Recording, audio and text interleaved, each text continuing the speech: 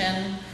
You know, so I was just pretty much kind of going with, you know, what changes they wanted to make at the studio, and that's really when I started questioning my satya, of really my truth of, like, you know, where I was going with all this. And I really felt I needed space to be creative and to continue the Rocket series and the system, because I just fell in love with It's Yoga so much in San Francisco. And so I really wanted to continue the system.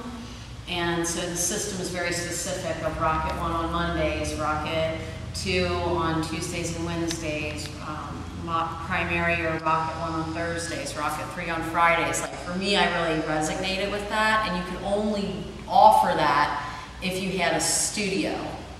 You know, it would be a much more challenge to go around and freelance teaching Rocket 2. Right. And that's really wasn't what it's about, because the Rockets, I feel, all go together. You know, so when the time was right, you know, it was just like the universe was like, okay, this is happening.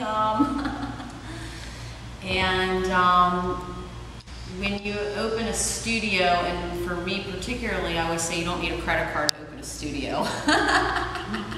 That's something I think that's really changed from when yoga first began in the United States to now. It was like the few people that were wanting to teach yoga would just, like, whatever space they could find, man. We've got a living room, okay? We're going to an ashram, you know?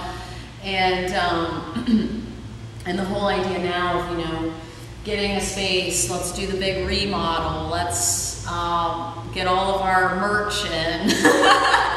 I mean, it's a totally different kind of business, you know, than it was. So I'm a little bit old school, you know, just like building slowly, less is more, keep your overhead down.